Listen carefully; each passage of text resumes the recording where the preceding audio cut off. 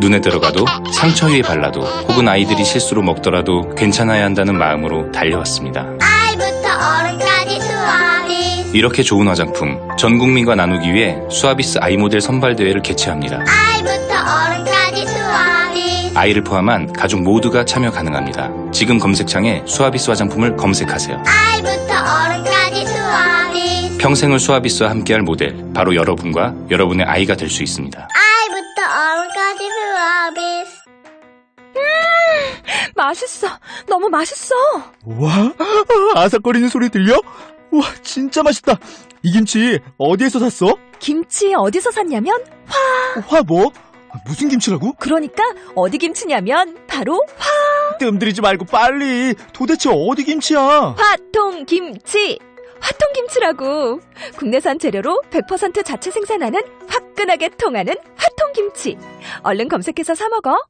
한글도 남보다 빨리 깨치고 참 똑똑했는데 갈수록 실력이 뒤처지는 것 같아 걱정이에요. 혹시 초등학교 교과서 본 적 있어요? 어려운 어휘가 너무 많아요. 학교에서는 어휘 개념을 하나하나 설명해 줄 시간이 정말 부족하잖아요. 그럼 어떡하죠? 내 아이의 어휘만큼은 내가 책임져야죠. 어휘 공부의 정성. 초등어휘 3천, 초등어휘 5천. 검색창에 초등어휘 3천을 쳐보세요.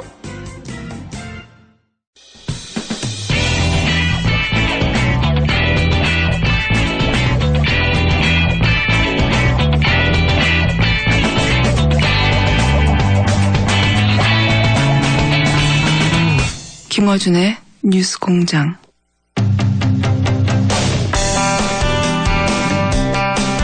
정부가 세월호 인양 계획을 발표했다가 3시간도 안 돼서 취소를 했습니다. 이 문제 박주민 의원 연결해서 짚어보기로 하겠습니다. 안녕하세요, 의원님. 예, 안녕하십니까.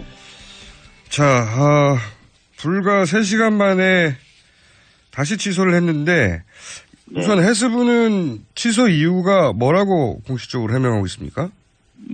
지금 공식적으로 해명한 내용은 원래 생각했던 것보다 기상 상황이 안 좋아질 것으로 예상됐다. 예. 그렇게 지금 얘기를 하고 있습니다. 예.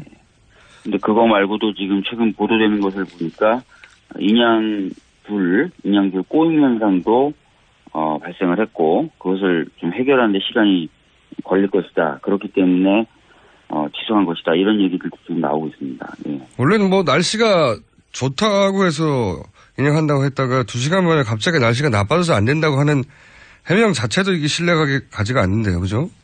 그렇죠. 사실은 이게 몇 시간 만에 갑자기 일기가 바뀌었다라고 보기도 어렵고 예. 몇 시간 만에 예보가 달라졌다라고 보기도 어려울 것 같은데 이런 적이 인양한다고 했다가 인양을 바꾼 게 이게 한두 번이 아니지 않습니까? 이때까지? 예, 맞습니다. 작년 7월 정도에 인양을 하겠다라고 하고 그리고 또 자신 있다라고 했었습니다만 계속 인양은 지연이 됐었죠. 예. 이게 근본적인 문제가 뭘까요? 어떤 분들은 이제 이 셀비지 측이 이게 전문성이 떨어지는 게 아니냐 이런 얘기도 하고 예. 하는데 의원님이 보시기에는 어떤 문제들이 있습니까? 저희들이 이제 현장에 나가서 점검해 봤을 때 상하이 셀비지 측에서 얘기하기로는 본인들이 갖고 있었던 데이터에 비해서는 예. 여러 가지 어떤 상황이 달랐다라는 이야기들도 하고요. 그 다음에 기술적으로도 원래 예상했던 것보다 좀 어려운 부분이 많았다라고 얘기를 했습니다. 대표적인 게 이제 선체 밑에 리프팅 빔을 삽입하는 작업을 했었었는데 리프팅 빔을 삽입할 때 바닥 여건 바닥을 좀 파고 넣었어야 되는데 바닥이 잘 안 파여진다든지 이런 것들을 좀 얘기를 많이 했었습니다. 근데 그런 것들을 미리 예측하지 못한다든지 또는 그런 문제를 기술적으로 신속하게 해결하지 못하는 것을 봤을 때는 기술이 부족하거나 혹은 경험이 부족한 것으로 볼 수도 있을 것 같습니다. 네. 이 방식에 특화된 업체도 애초부터 아니었다고 하는 지적도 있던데요. 상하이 셀비지가 인양 실적이라든지 이런 부분이 부족하다라는 지적은 많이 있었었고요. 그리고 특히 이제 바다에서의 작업은 안 해본 것 아니냐라는 지적도 있었는데 상하이 셀비지 측은 상하이 셀비지라는 것이 이제 하나의 회사긴 하지만 여러 인양업체들이 이제 그 중국에서는 국영 또는 관영 형태로 존재하는데 거기 다 묶여 있다는 거예요. 그래서 기술이라든지 경험은 공유하기 때문에 큰 문제가 없다 이런 식으로 해명하기도 했었습니다. 예. 그때까지 주장은 그랬죠. 근데 실제로 지금 지금까지의 결과를 보자면 그 셀비지 측의 주장을 신뢰하기가 어렵게 되는데 점점. 예, 특히 이제 어제 기상 때문에 악화됐다고 했는데 나중에 보니까 인양길이 꼬이는 현상이 또 있었다는 거지 않습니까? 예.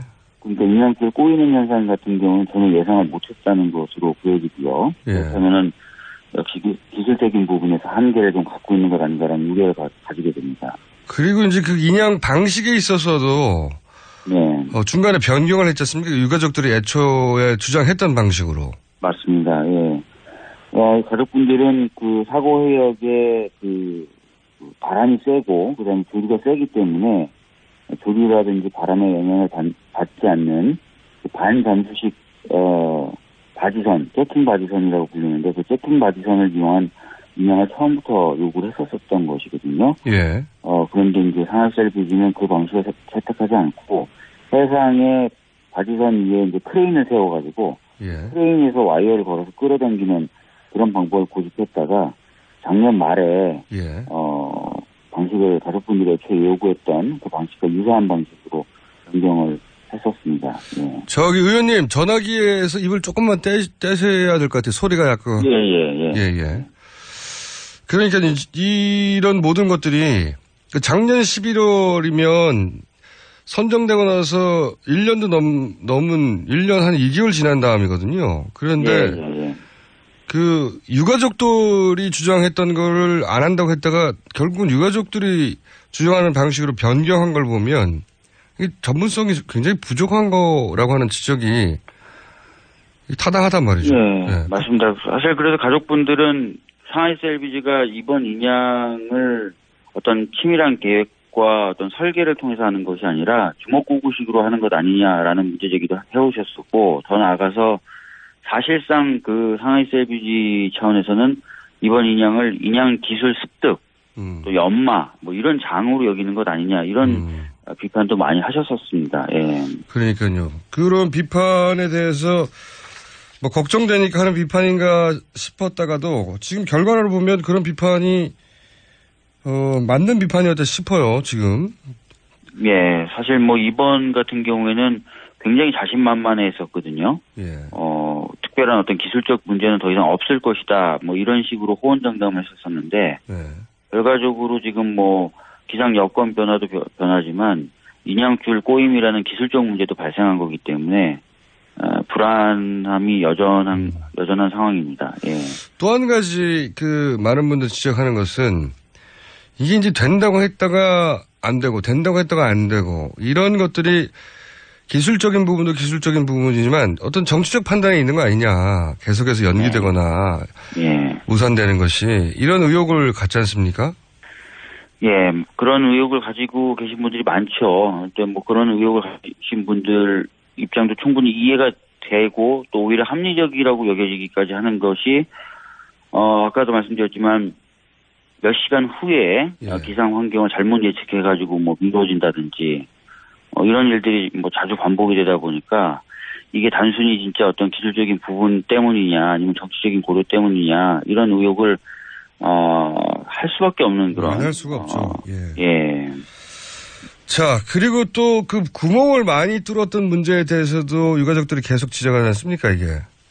예, 그렇습니다. 지금 천공을 약 한 140여 개 정도 뚫어놨고, 또, 앵커 부분이라든지, 이런 부분들 같은 경우는 지금 절단을 해냈죠. 그래서 선체가, 원 모습을 그대로 유지하고 있는 것이 아니라, 심각하게 훼손된 상태로 있는 것 아닌가라는 우려를 지금 가지고 계십니다.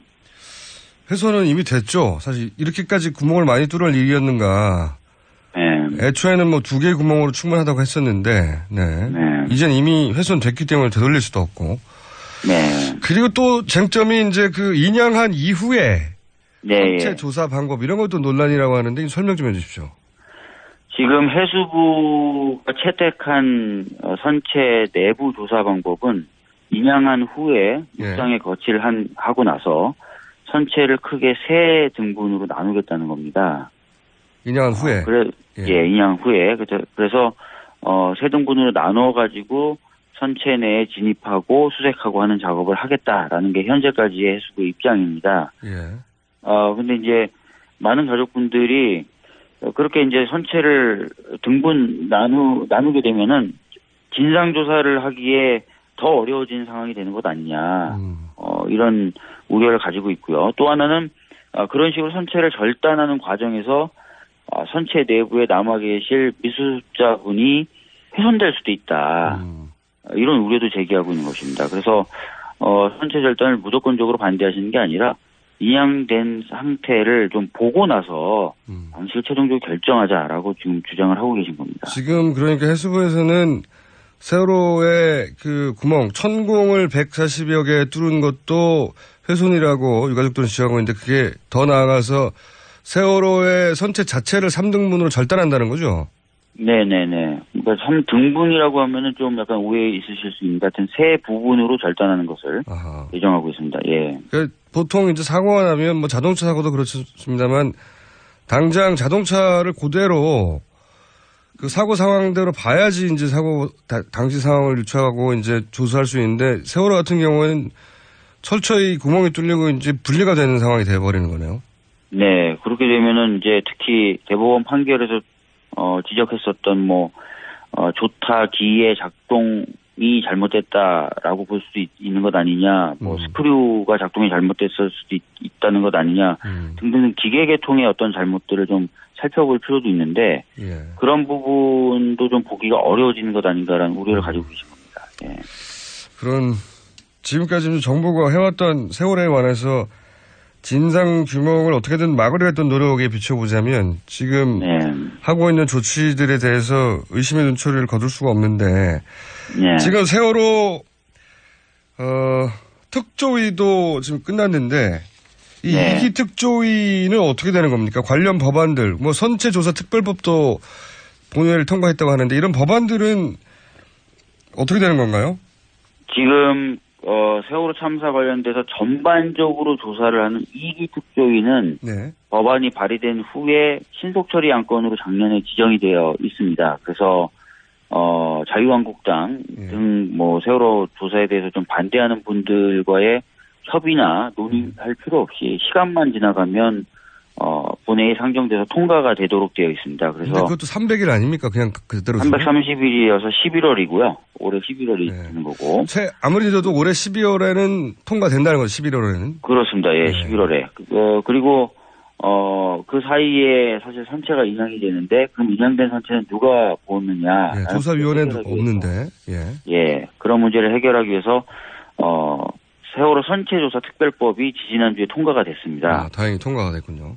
예, 그래서 지금은 선체조사위원회를 구성하기 위한 위원 선임 절차를 밟고 있습니다. 그렇군요. 여기 의원님도 포함되십니까? 아닙니다. 이거는 전문가들이 위원으로 들어가는 겁니다. 세월호 특별조사위원회와 마찬가지의 형태라고 생각하시면 됩니다. 이 조사위원회 야당이 지명한 후보도 전문위원만 들어갑니까? 아닙니다. 여당 2, 야당 3, 가족 3 이렇게 8명으로 구성되게 됩니다. 예. 그렇군요. 특조위 때 워낙 여당 쪽에서 반대를 많이 해가지고요. 네. 반대라기보단 방해를 했죠. 조사 자체를. 조사위원회는 다행히 유가족과 야당 쪽이 많군요. 훨씬 더.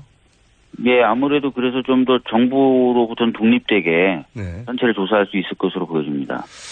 알겠습니다. 지금으로서는 정확하게 언제 인양될지는 가능하기 어렵겠죠? 지금 소조기 때마다 인양 작업을 한다고 보셔야 되고요. 다음 소조기가 4월 5일 무렵입니다. 그러니까 그 무렵에 인양 작업을 본격적으로 하면은 대략 한 14일에서 15일 정도 걸릴 수도 있고 더 걸릴 수도 있긴 하겠지만요. 그래서 3주기 조금 넘어서 육상에 거치되지 않을까 이렇게 보고 있습니다. 알겠습니다. 그때 다시 연결하겠습니다. 오늘 말씀 감사합니다. 예, 감사합니다. 네, 지금까지 더불어민주당 박주민 의원이었습니다. 이미지 실컷 한번 써보고 싶다면? 고화질 이미지도 웹 디자인도 파워포인트도 동영상 클립도 모바일에도 블로그에도 게티 이미지뱅크 국내 이미지도 글로벌 이미지도 마음껏 프리미엄 무제한 정액제 이미지 게티 이미지뱅크 검색창에 게티 이미지뱅크를 검색하세요. 게티 이미지뱅크 성남 신흥역 롯데시네마타워를 분양합니다. 포스코 ICT의 책임 준공. 롯데시네마 9개관 입점이 확정된 복합 엔터테인먼트 쇼핑몰. 지하철 8호선 신흥역과 지하로 연결된 직통역세권의 황금입지. 지역 내에서는 찾아보기 어려운 100% 자주식 확장형 대규모 주차시설. 분양 문의 1800-4603, 1800-4603. 성남 신흥역 롯데 시네마 타워.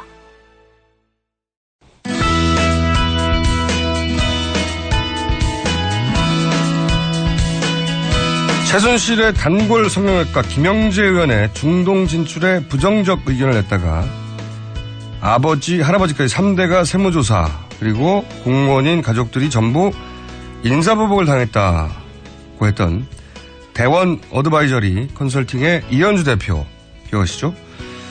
그런데 대통령이 파면된 이후에도 이 인사보복은 계속 진행되고 있다고 하는데 이 문제 이현주 대표 연결해서 들어보겠습니다. 안녕하세요, 대표님. 안녕하세요. 목소리가 좀 작게 들리거든요. 좀 크게 말씀해 주십시오. 네네. 네. 당시 저희 인터뷰할 때도 가족 중에 공무원이 여러 분 계시고 보복을 당한 것으로 의심된다고 하셨었는데 몇 분이 가족 중 몇 분이 공무원이십니까? 네, 가족 3명이 공무원이고요. 경력 20년 차 서기관들입니다. 그렇군요. 네. 자, 그 중에서 남동생은 카자흐스탄에서 공무원으로 부임을 하셨다고. 근데 구체적으로 어떤 일을 하셨고 어떤 보복을 당했습니까? 네, 그 기재부에 지금 이제 2명이 있었고요. 그리고 네. 이제 동생 한 명은 카자흐스탄의 이제 문화원장으로 부임을 해서 근무를 했는데요. 예. 작년 9월 정기감사 때 이제 감사원 감사를 받았습니다. 그런데 그 감사를 받은 방식이나 내용, 감사관 수, 그리고 사후 조치 등이 다른 해외 문화원과의 감사와 매우 다릅니다. 어떻게 다릅니까? 다른 해외 문화원의 경우는 약 한 4명의 감사관 중에 2명이 대사관, 네. 그리고 2명이 문화원 감사를 나갔고, 네. 문화원 감사의 경우는 회계상 어떤 횡령이나 이런 비리가 없는지 회계 감사에 집중이 되었고, 어떤 정책적인 의사 결정 관련한 그런 정책 감사는 진행되지 않은 걸로 알고 있는데요. 네네. 카자흐스탄은 총 5명의 감사관이 파견이 되었고, 네. 1명이 대사관 감사, 그리고 4명이 문화원을 감사를 했습니다. 보통은 대사관하고 문화원을 각각 동수로 조사를 하는데 이번에는 문화원만 4명을 파견했다는 거죠? 대사관 1명이고. 네, 맞습니다. 네. 그래서 카자흐스탄만 유독 그 문화원 감사에 이제 감사관들이 집중되었고요. 다른 문화원들은 이제 횡령 같은 회계 비리에 집중적인 감사가 되었고, 카자흐스탄에서는 이런 회계 비리가 한 건도 적발되지 않았는데도 불구하고, 예. 그 새벽까지, 거기가 이제 새벽이 되면 영하 한 30도 혹한입니다. 네. 새벽 영하 30도 혹한에 감사관 서너 명이 돌아가면서, 문화원장을 굉장히 고압적으로 강압적인 그 감사를 했고요. 그 감사원이 원하는 입장대로 진술을 해야 한다. 그 진술을 그렇게 안 하면 계속하겠다. 이런 식의 그 굉장히 강압적인 감사가 진행이 됐고요. 또 심지어는 뭐 군입대라던가 뭐 대학원 진학이나 선교 같은 개인적인 사유로 퇴사한 직원들이 있었는데 이 직원들한테도 감사원에서 원장한테 불만이 있어서 퇴사한 거 아니냐. 그래서 퇴사한 그 개인적으로 퇴사한 직원들까지도 원장의 어떤 불화나 어떤 그런 것 때문에 다 퇴사한 것처럼 감사 결과가 부풀려져서 결론이 나왔습니다. 그러니까 말씀의 요는 이제 이게 표적 감사라 이런 말씀이신 건데 그 감사 결과는 어떻게 나왔습니까? 그리고 결과에 따른 조치는 어떤 겁니까? 네, 감사원 이제 결과는 그 지난주 3월 16일에 감사 결과가 나왔고요. 네. 그 내용은 이제 뭐 독도 표기라던가 한국어 보급 그리고 직원 관리 등에 이제 부적절한 문제가 있었다라는 이제 애매한 그런 내용들이 나왔고요. 그리고 이제 그 동생을 징계 처분하고 소환 같은 적절한 조치를 취하라는 그런 내용이었습니다. 소환하라는 거네, 한마디로. 네. 예를 들어서 이런 한국어 보급의 문제점, 뭐 이런 이유 때문에 그동안 소환된 사례가 예전에 있었습니까? 지난 그 5년간 해외에서 근무 중인 공무원이 이제 본국으로 소환된 경우가 한 5건 내외로 굉장히 드물고요. 그리고 이렇게 본국으로 소환까지 되는 경우에는 그 공무원이 어떤 성범죄라던가 음주운전, 횡령처럼 굉장히 중대하고 명백한 범죄 사실이 증명된 경우에 소환이 되었고요. 또 그 성범죄 혐의 같은 것이 입증된 그 공무원이 한 10여 명 있었는데 이 경우에도 모두 소환이 되지 않았습니다. 그래서 지난 5년간 어떤 뭐 횡령, 성범죄, 음주운전처럼 굉장히 명백하고 중대한 범죄 행위가 없는데 국내로 소환된 경우는 한 건도 없는 것으로 알고 있습니다. 그런데 이게 그 예를 들어서 공무원을 감사하는 기준이 강화됐거나 그런 사례가 아니라 이게 대표님 때문에 보복을 당하는 것이다. 이렇게 확신하게 된 이유가 있습니까? 어떤 말을 들으셨다든가?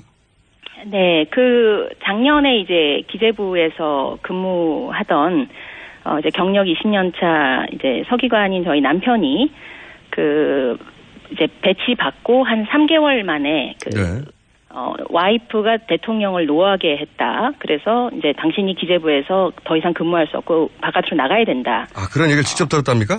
네. 누구한테요? 그래서 이제 그 인사권자한테 들었답니다. 인사권자라고 하면 장관인가요? 차관인가요? 차관이었습니다. 기재부 차관에게 네. 당신 와이프가 잘못을 해서 대통령이 화가 났다. 네. 그래서 나가야 된다. 네. 아, 이런 얘기를 직접 했다고요, 남편에게? 네네. 그래서 이제 관련 실국에서는 그때 이제 그 예산의 타당성을 심사하는 과정이었고 당시 이제 예산 시즌 중이었기 때문에 예산 시즌 중에는 담당 과장을 그 인사를 하면은 좀 국가 예산 편성 업무에 차질이 우려된다라는 그런 우려의 목소리가 있었음에도 불구하고 이제 3개월 만에 타부처로 파견이 됐었고요. 그래서 파견되면서도 그때 이제 어떤 얘기를 들었냐면 니네 끝나려면 아직 멀었다 이런 언급이 있었습니다. 아하. 네. 그러니까 보복을 예상하는 발언을 했군요. 계속 추가되고. 네. 그래서 이제 기재부에서 2명이 그 20년 차 서기관이면 한참 본부에서 열심히 근무해야 되는 그 고참 과장급이거든요. 그런데 2명 다 기재부에서 이제 근무할 기회를 박탈당한 것인데 그런 상황에서도 니네 끝나려면 아직 멀었다라는 발언이 나와서 뭔가 추가적인 보복이 지금 또 있겠구나라는 예상을 했었는데 마침 이제 9월 감사 시즌이 되니까 이제 그 카자흐스탄에 근무하는 동생한테 감사관들이 갑자기 이제 가면서 새벽까지 이런 감사가 진행이 되고 또 감사 결과도 나오기 전부터 감사가 마치니까 바로 이 사람은 본국으로 소환된다. 그래서 이제 이게 그때 기재부에서 얘기했던 추가적인 보복이었구나라는 그 생각을 하게 됐습니다. 그렇군요. 저희가 대표님 인터뷰한다고 그래가지고 이 조원동 그 경제수석 전 수석이 이 관련해서 그 언급했던 내용이 있습니다. 통화 중에 이 내용을 잠시 듣고 이야기를 이어가겠습니다. 네. 근데 제가 좀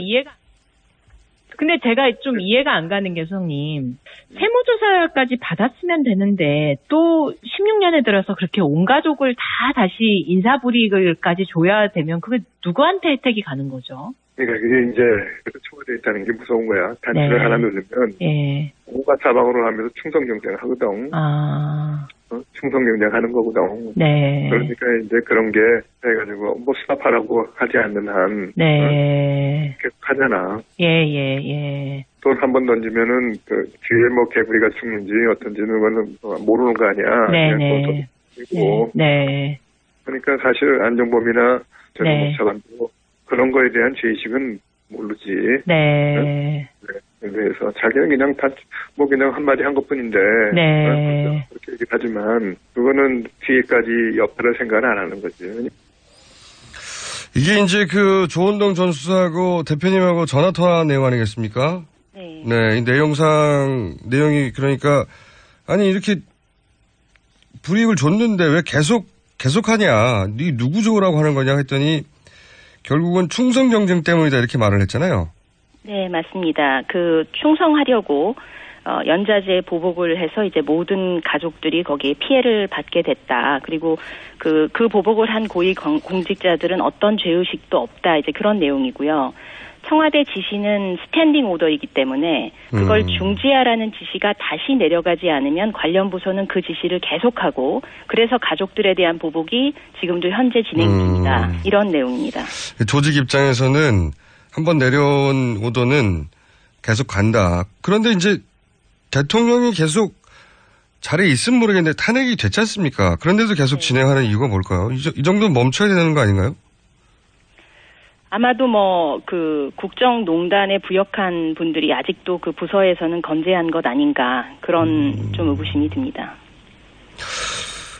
저도 이상하네요. 이게 그런 대노했다 화가 대통령이 많이 나서 이 사람하고 관계된 가족들 마침 공무원들이라고 하니까 다 불이익을 줘라. 그래서 불이익을 주기 시작했어요. 그런데 그런 명령을 내린 대통령이 이제 자리에서 파면당했으면 멈춰야 될 것 같은데 계속 진행되는 이유를 모르겠네요. 이해가 잘 안 가네. 그 대표님도 이해가 안 가시니까 지금 인터뷰를 하시면서 답답한 걸 호소하시는 거잖아요. 네, 맞습니다. 그래서 이번 그 국정농단에 분개하고 그 탄핵에 지금 국민의 80%가 참석을 해서 탄핵이 된 상황인데 이런 그 국정농단과 관련된 지금 피해자 가족들에 대한 연자제 보복은 아직도 계속 각 부서에서 성실하게 수행되고 있다는 것은 정말 국민들의 민심과는 정면으로 배치되는 일이라고 생각됩니다. 이야, 이런 일이 있군요. 개인적으로 억울하셔서도 지금 인터뷰를 하셨지만 꼭 하고 싶은 말씀이 있어서 인터뷰 하시겠다고, 연락을 하신 건데, 네. 꼭 하고 싶은 말씀이 뭡니까? 네네. 그래서 이번 그 국정농단 관련 이제 탄핵 정국을 맞으면서 사실 우리 국민들이 이제 가장 분노하는 것은 누가 얼마의 뇌물을 누구한테 줬고 대기업이 얼마의 돈을 냈느냐 이런 것보다는 그 비선의 그 최순실 사업을 지원하기 위해서 이제 대통령이 국가 시스템을 이용해서 특혜를 줬고 또 그 지원에 그 자신의 뜻을 거스리는 경우는 무고한 시민이나 가족까지도 보복을 했다는 그 사실에 국민들은 더 분개한다고 생각을 하고요. 그리고 이번 특검 수사 결과에서 이제 그 저희 가족 그 연자제 보복 관련해서 그 남편에 대한 그 보복을 청와대에서 지시가 내려와서 있었다라는 그 사실까지 이제 확인이 되었습니다. 그래서 앞으로는 이제 국가 공권력에 의해서 그 무고한 시민들이 보복을 당하고 또 이런 연자제 보복에 국가의 그 국민들의 혈세가 사용되는 그런 일은 좀 없었으면 좋겠다. 이제 그런 생각이 많이 듭니다. 그건 너무나 당연한 말씀이시고요. 검찰에도 하고 싶은 말씀이 있으시다면서요. 그 이번 특검 수사에서 이제 청와대 지시로 이제 가족에 대한 인사 보복의 일부 정황이 이제 밝혀진 상황이고요. 그리고 또 제가 그 청와대 연락을 받고 미팅을 1시간 했던 이제 김영재 의원 측 여기 와이프 박채윤 씨가 이제 안종범 수석한테 뇌물을 제공해서 특혜를 받은 사실 이런 것들은 이제 밝혀졌죠.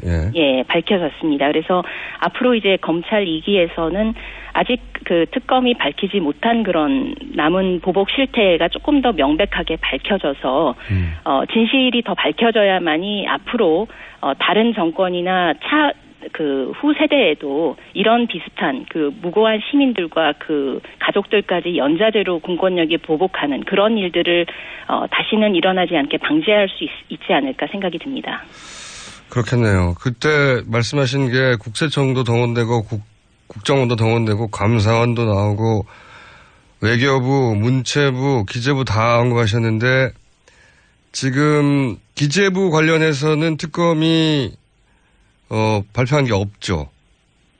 기재부는 확인이 됐죠, 참. 네, 확인이 됐습니다. 다른 부서가 관련해서 어떤 법을 했는지 명확히 밝혀지지 않았었군요. 예. 네, 맞습니다. 네, 검찰에서는 이 부분까지 확인해 달라. 예. 네. 당연한 요청이신 것 같고 저희도 이 문제 계속 관심 가지고 지켜보겠습니다. 네, 오늘 말씀 감사합니다. 네, 감사합니다. 네, 지금까지 대원 어드바이저리 이현주 대표였고요.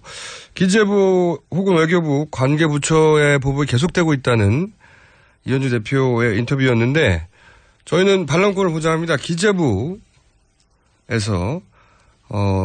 하실 말씀이 있으면 저한테 연락 주십시오. 혹은 저희가 연락해 보겠습니다. 여기까지 하겠습니다.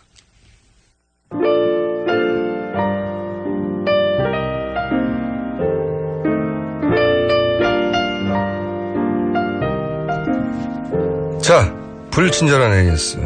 제가 지난주에 아프리카나 북극 혹은 태평양에 있는 군도들에서 듣는 분 계시냐고 여쭤봤는데, 저는 항해사입니다. 요즘은 기술이 좋아서 위성으로 와이파이 연결해서 바다 한가운데서 태평양, 대서양, 인도양, 아프리카 등등에서 계속 듣고 있다고. 아, 그렇군요. 배에서 요즘 다 들을 수가 있군요. 와이파이로. 이 태평양 한가운데에서 서울 교통 상황 듣는 기분은 어떠실까요? 자, 공장장 요즘 발음 많이 꼬이니까 지난번 전인권처럼 통역을 부탁드립니다. 네, 저를 먹이시네요. 네. 저는 중학교 1학년인 청취자입니다.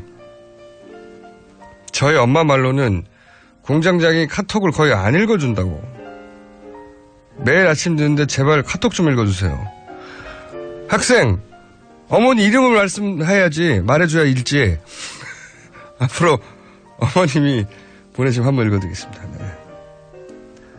자, 세로가 자체 발광 과즙 톡톡 김어준입니다. 그런가요? 네, 그렇다나요? 여기에 대해서 불만이 폭주하고 있네요. 네. 과즙보다는 육즙 아닙니까? 동의합니다. 네. 여기까지 하겠습니다.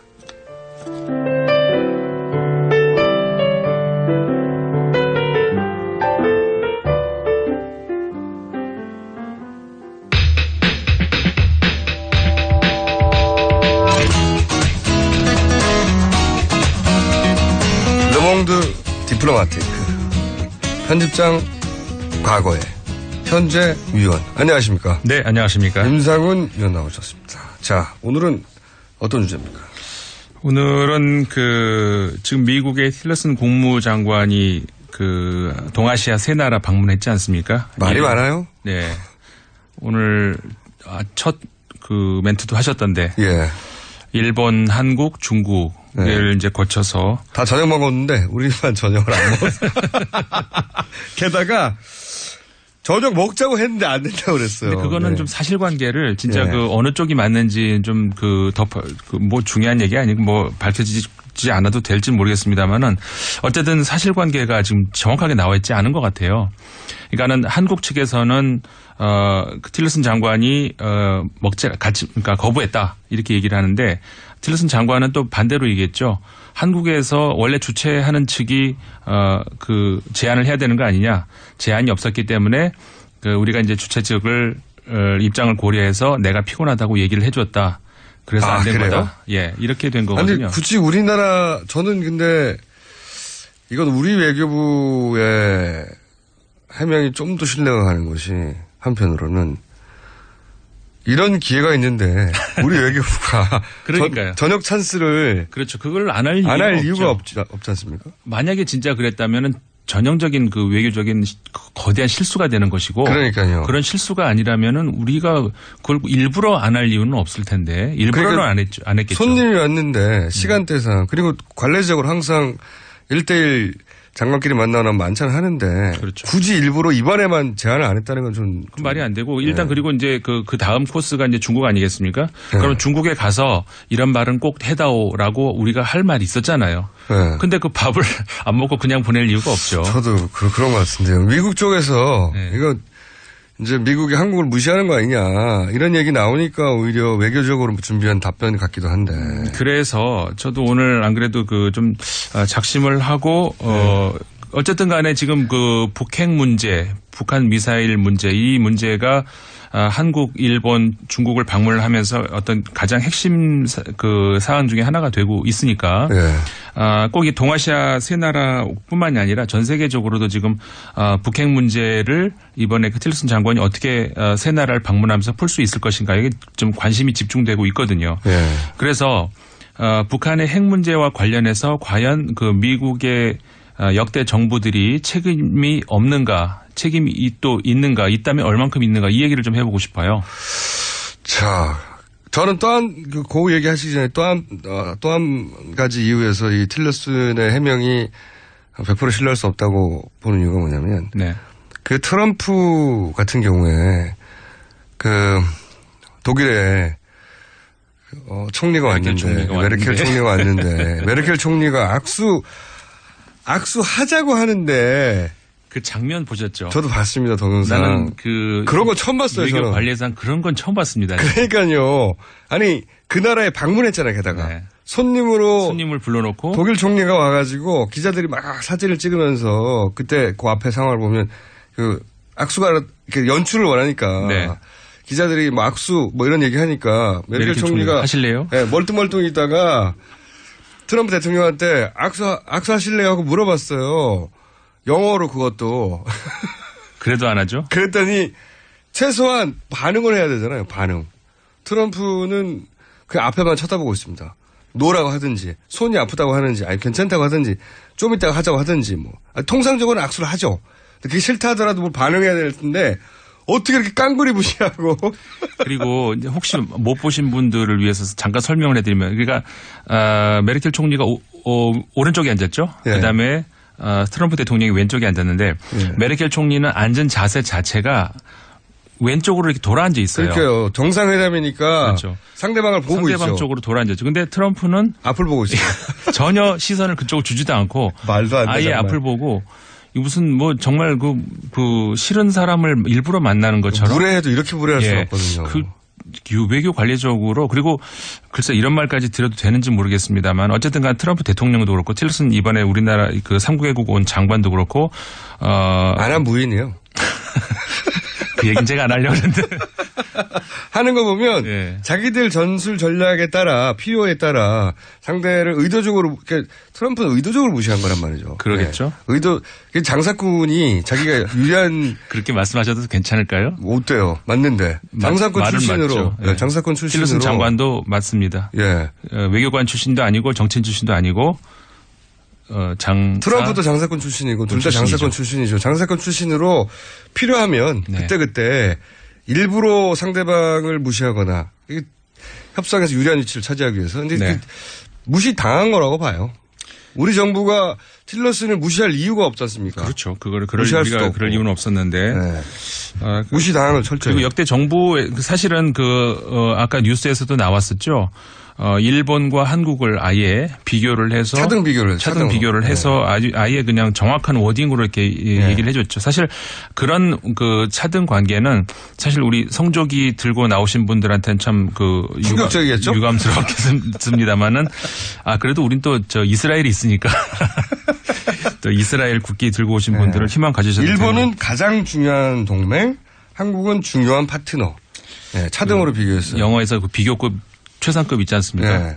그 아주 정확하게 그 문장을 가지고 공부를 너무 하면. 심플하게 말해가지고요. 네. 여기에 해석하고 말로 여지가 없어요. 네. 근데 우리 외국에서는 여기 거기다 또 의미를 부여하죠. 그게 더 없어 보여요. 의미를 부여하지 말라고. 그냥 뭐 의미를 부여하지 맙니까? 명백하게 말을 했는데 그냥 일본 가장 중요, 우리는 중요 이렇게 정확하게 일부러 비교해서 말했는데. 그나저나 그 성조기를 들고 나오신 분들 그 가슴 아파서 어떡하죠? 저는 그분들이 이런 뉴스를 자세히 찾아보고 챙겨보는 분들이 아닌 것 같아요. 안타까운 것은 이런 뉴스를 보면 미국의 입장에서는 한국에 대한 동아시아에서 한국의 위상이 이 정도구나. 항상 그래 왔어요. 어떻게 보면 지금 말씀하셨죠. 항상 그래 왔어요. 근데 정확하게 어떻게 보면 이번에 말을 해줘서 차라리 잘 된 겁니다. 고마운 맞아요. 거죠. 지금까지는 그런 말을 정확하게 안 해줬어요. 근데 속으로만 그렇게 장사꾼 출신들이 와가지고 너 1등 너 2등 막 말해주고 있거든요. 동아시아에서는 3등 되는 거죠 지금. 정확한 게 좋아요. 착각 안 하게. 네, 착각은 이제 안 했으면 좋겠고요. 그래서 그렇게 미국이 북핵 문제를 가지고 지금 그 골치가 아파서 왔다. 과연 미국이 그럴 만할 자격이 있는가? 네. 그 이야기를 좀 해봤으면 싶습니다. 사실은 우리나라에서도 북핵 문제에 대해서 역대 어느 정부의 책임이다 그런 얘기 많이 하지 않습니까? 네네. 우리가 냉정하게 얘기를 했을 때 북핵 문제는 우리 정부의 책임이라고 할 수가 없습니다. 미국 정부의 책임이라고 해야 되는 거죠. 북핵이 기본적으로 네. 한반도에 쏠려는 게 아니에요. 생각해 보세요. 핵을 얼마 떨어지지도 않은데 남한에 쏘면 북한도 못 쓰는 땅입니다. 그게. 일단은 그러니까는 북한이 핵에 집착을 하는 이유는 미국과의 교섭력, 협상력을 높이기 위해서 하는 것이고, 그렇죠. 처음에 왜 미국과의 협상 카드로 핵을 택했느냐? 그거는 이제 80년대 말 90년대 초로 가야 되죠, 사실은. 그러니까는 1차 핵 위기라고 하는 그 NPT 탈퇴 그 즈음이 그러니까는 90년대 초반 93년 아니겠습니까? 네, 그렇게 된 배경이 사실은 그 우리가 이제 80년대 말에 그 동유럽의 공산 국가들이 많이 쓰러지지 않습니까? 네. 그 중에는 일부 국가들 평화롭게 정권 교체가 된 나라들도 있었지만 루마니아 같은 경우처럼 사실은 그 수령이라고 옛날에 불렀었죠. 예. 그 구조가 우리나라, 북한의 김일성 체제하고 굉장히 많이 비슷했었죠. 두 나라가 친하게 됐었어요. 그렇죠. 굉장히 친했던 형제 나라 아니었습니까? 네. 근데 차우세스쿠가 아주 비극적인 최후를 맞았죠. 그렇죠.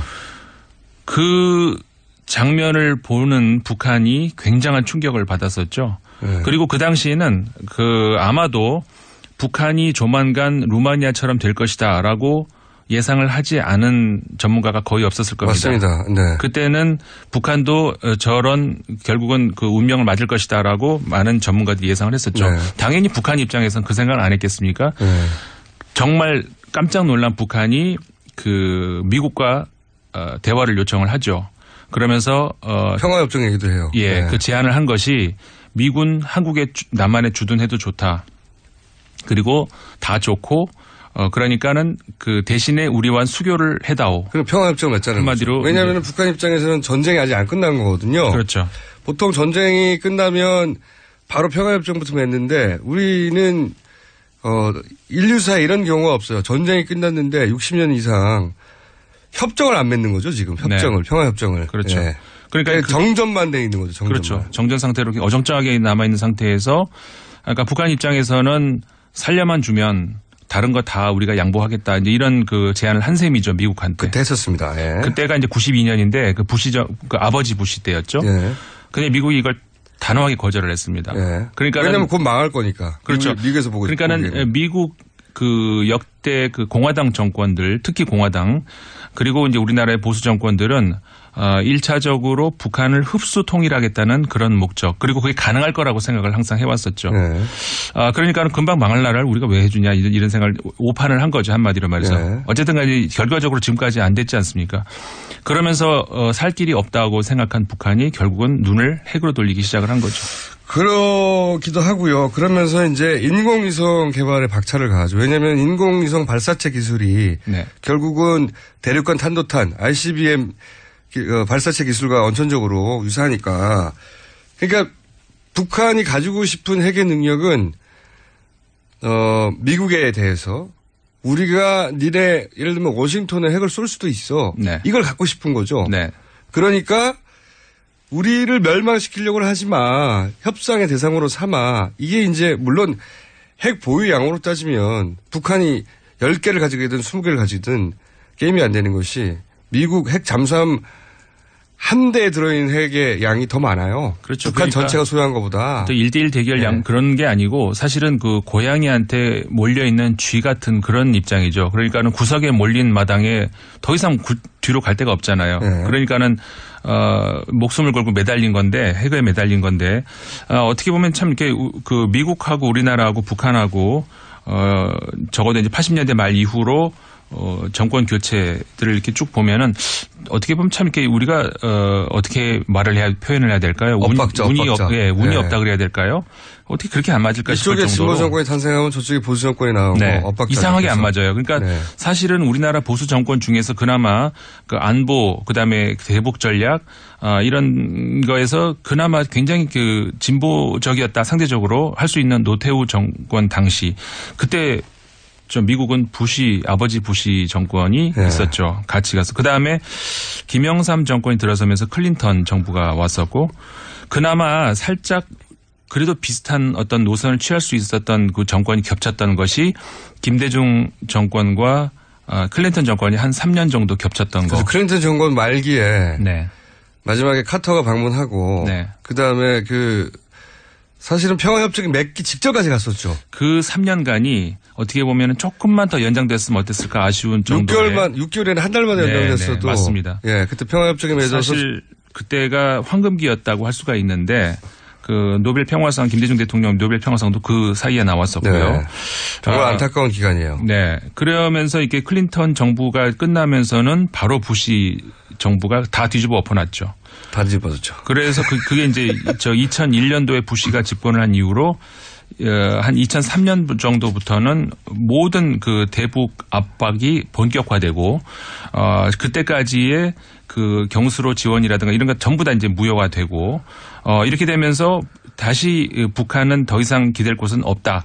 플루토늄에서 이제는 우라늄 쪽으로 이제 시선을 돌리죠. 알겠습니다. 오늘 여기까지 하고요. 네. 이 문제는 다음 시간에 한 번 더 다뤄야 될 것 같아요. 왜냐하면 히스토리가 긴 이야기고. 길죠. 그리고 진짜 지금 미국이 어떤 보여주는 이런 것들을 보면서 이런 것들은 사실관계를 정확하게 해야 되겠다 싶은 생각이 들더라고요. 알겠습니다. 사실관계 정확하게 할 게 많습니다. 지금까지 르몽드 디플로마티크 편집위원 임상훈 씨였고요. 저는 김호준이었습니다. 내일 다시 뵙겠습니다. 안녕.